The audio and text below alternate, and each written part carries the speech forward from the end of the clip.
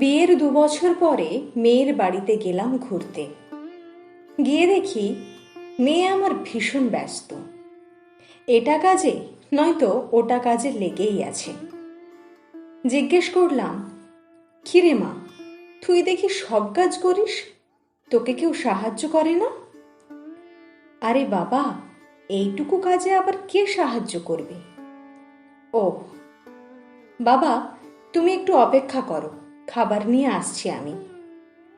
আরে পাগলি, খাবো একটু দেরি করে, কিন্তু তার আগে আমার কিছু কথা শোন। বলো বাবা।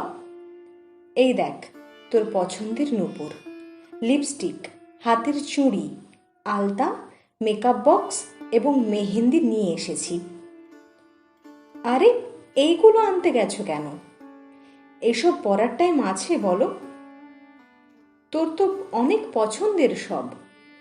হ্যাঁ, কিন্তু সময় তো নেই বাবা।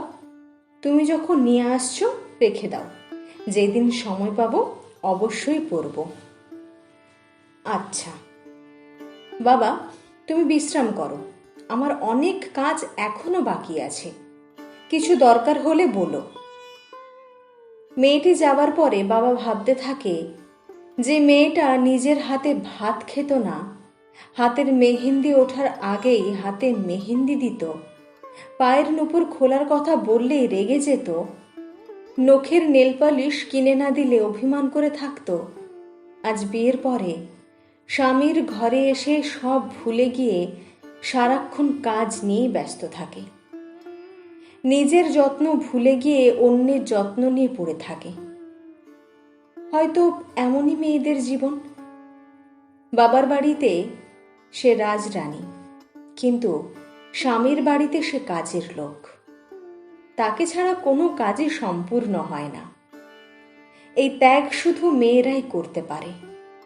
তাই নারী তুমি মহান, তোমার কোনো তুলনা হয় না।